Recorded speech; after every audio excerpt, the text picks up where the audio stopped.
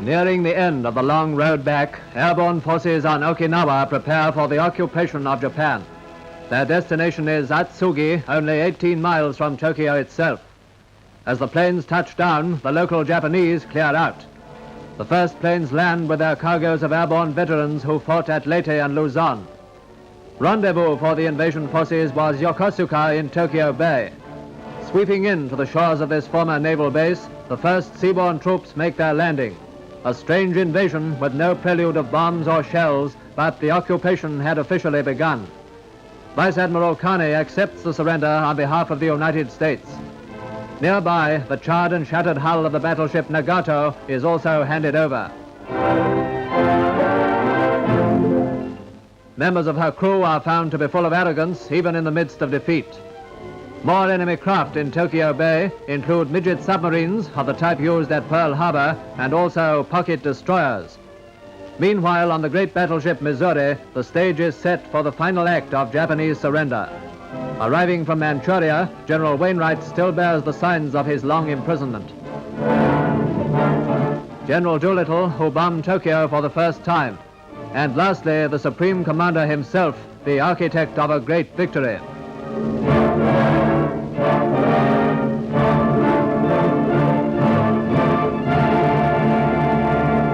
The Japanese envoys arrive. Foreign Minister Shigemitsu, who lost a leg in a Shanghai air raid, hobbles on board. He will sign on behalf of his emperor. General Umezu represents the Imperial General Staff. It is 9 a.m. Tokyo time, September the 2nd, 1945.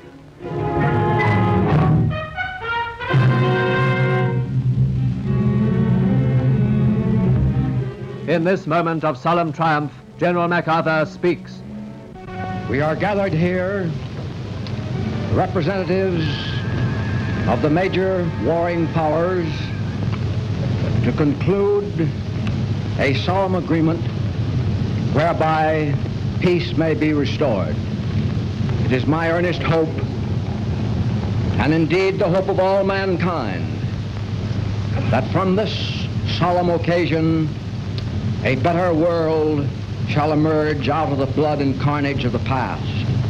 Taking his place at the surrender table, Shigemitsu reads through the terms.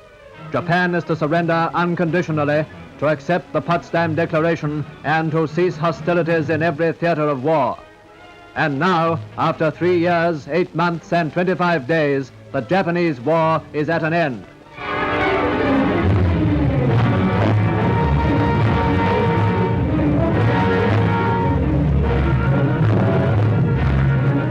General Umezu follows with an impassive face.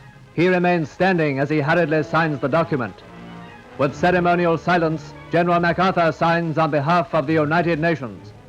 To General Wainwright goes the pen with which he wrote the first part of his name. The second pen to General Percival of Singapore.